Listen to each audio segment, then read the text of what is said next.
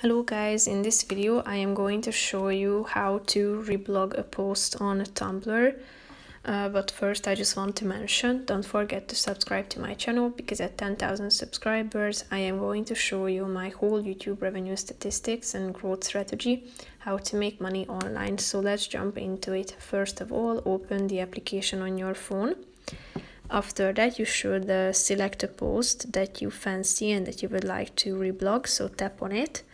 After that, you should click on this button down below next to the heart icon.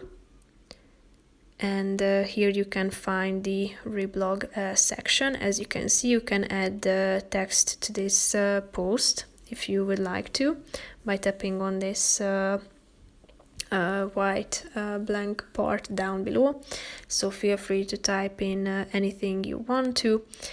And you can also attach links, GIFs to it. As you can see down below, you can attach GIFs to it, pictures from your gallery, but first you need to allow the app to have access to your camera and to your pictures. So after finishing this process, tap on the reblog button at the top of the screen to reblog the post, and here you are going to find it.